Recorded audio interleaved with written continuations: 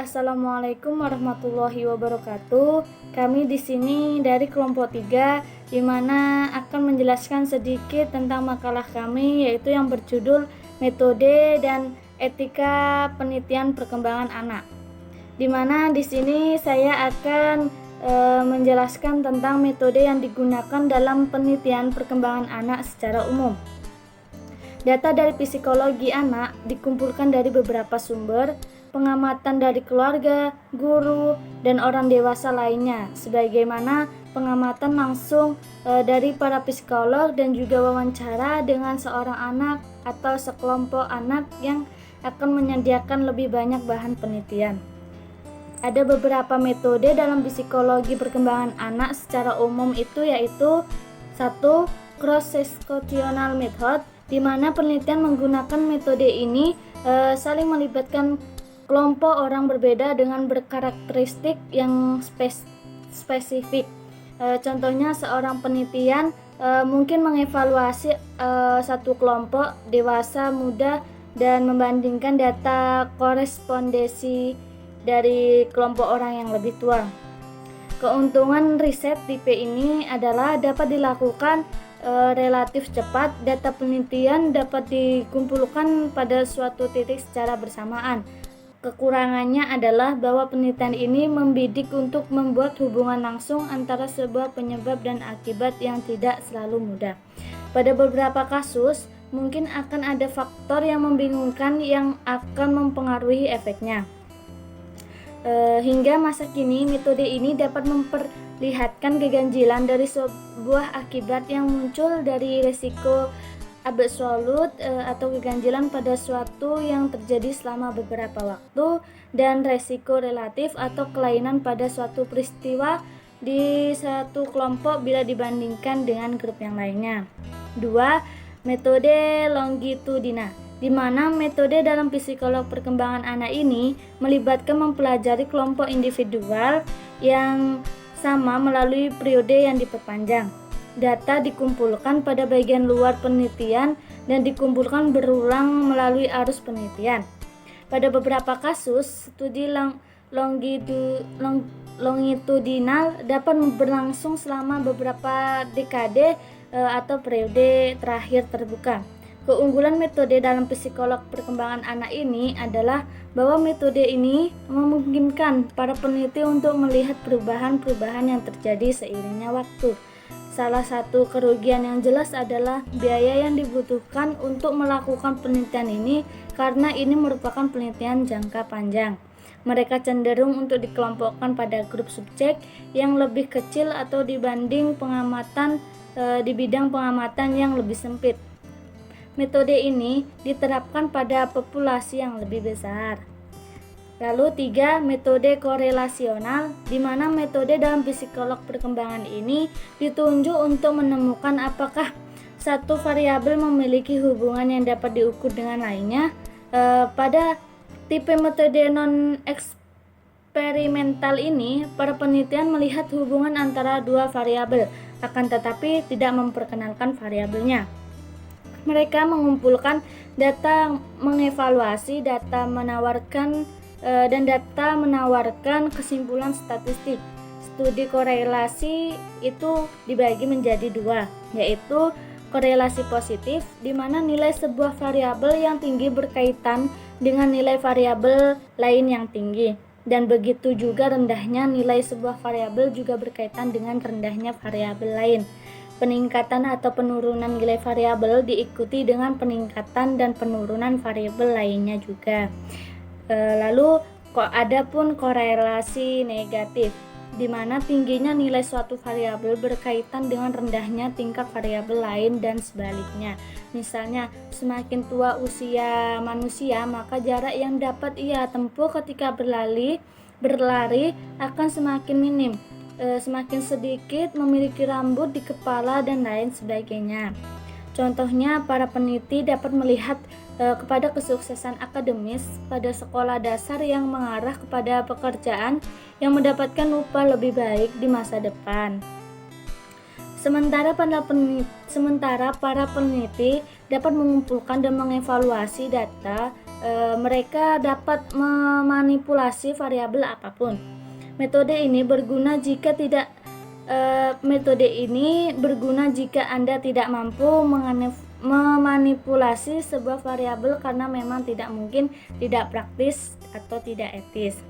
Batasan untuk metode ini walaupun tidak dapat digunakan untuk mengidentifikasi hubungan secara sesuatu, tidak dapat digunakan untuk mengetahui penyebab dari satu efek hanya karena dua variabel berhubungan.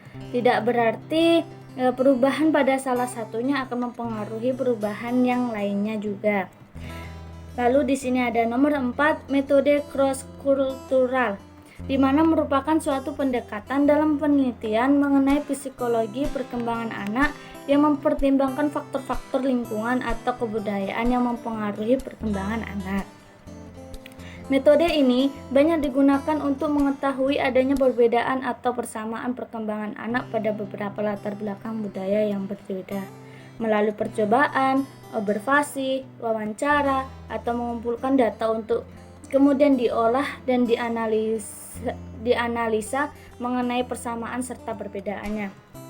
Contohnya, penelitian ini dilakukan untuk mengetahui tentang seberapa besar pengaruh dari faktor sosial, ekonomi, pola asuh, dan gaya hidup terhadap ciri kepribadian seseorang dan juga perkembangan kognitifnya. Mungkin hanya itu yang dapat saya sampaikan. Buat yang selanjutnya, penjelasan selanjutnya akan disampaikan oleh Saudari Rahmi. Saya akhiri, wallahul muwaffiq ila aqwamit thoriq. Wassalamualaikum warahmatullahi wabarakatuh. Baiklah, assalamualaikum warahmatullahi wabarakatuh. Perkenalkan, nama saya Rahmi Afriani. Di sini saya akan melanjutkan materi dari Saudari David, yang mana di sini saya akan menjelaskan tentang metode yang digunakan dalam psikologi anak secara spesifik. Yang pertama yaitu metode observasi. Nah, metode observasi ini ada dua. Yang pertama observasi alami dan yang kedua observasi terkontrol. Dan yang kedua yaitu metode eksperimen. Nah, metode eksperimen ini juga terbagi dua. Yang pertama eksperimen lapangan dan yang kedua eksperimen murni. Yang ketiga adalah metode klinis, yang keempat metode tes, dan yang kelima metode pengumpulan data, dan yang paling terakhir yaitu yang keenam adalah metode kasus. Baiklah, hanya itu yang dapat saya sampaikan, lebih dan kurangnya saya mohon maaf. Wassalamualaikum warahmatullahi wabarakatuh. Assalamualaikum warahmatullahi wabarakatuh. Baiklah, di sini saya akan melanjutkan materi yang sudah dijelaskan oleh teman saya dahulu. Di sini saya akan menjelaskan materi selanjutnya mengenai etika penelitian perkembangan anak. Itu ada 3 poin. Yang pertama, jika anak-anak akan diteliti, harus ada persetujuan yang diinformasikan dari orang tua atau wali sah. Orang tua memiliki hak untuk memperoleh gambaran yang lengkap dan akurat tentang apa yang dilakukan anak-anak mereka. Akan dapat menolak untuk berpartisipasi. Dan yang poin kedua yaitu anak-anak juga memiliki hak pakar psikologi atau peneliti berkewajiban menjelaskan secara persis apa yang akan dialami oleh anak-anak. Dan yang ketiga, pakar psikologi harus selalu menimbang potensi yang membahayakan bagi anak-anak dibandingkan dengan prospek manfaatnya bagi mereka. Cukup sekian yang dapat saya sampaikan. Materi yang selanjutnya akan dijelaskan oleh teman saya. Sekian dan terima kasih. Baik, assalamualaikum warahmatullahi wabarakatuh. Saya Dwi Porvitasari akan melanjutkan materi yang sudah dijelaskan oleh Saudari Rosinalina tadi mengenai etika penelitian perkembangan anak.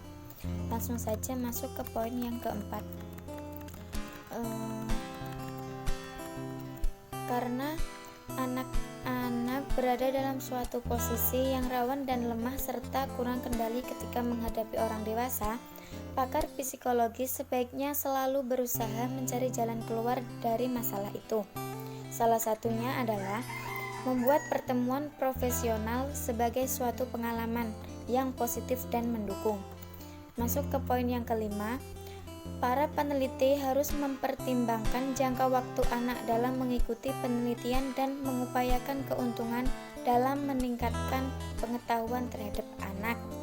Yang keenam, para pakar psikologi tidak berhak untuk menghalangi dan memaksakan kehendak kepada anak-anak di tengah proses penelitian, karena anak-anak tidak ingin melanjutkan untuk berpartisipasi dalam penelitian mereka. Mungkin cukup sekian yang dapat saya sampaikan, kurang dan lebihnya saya mohon maaf. Saya akhiri, wassalamualaikum warahmatullahi wabarakatuh.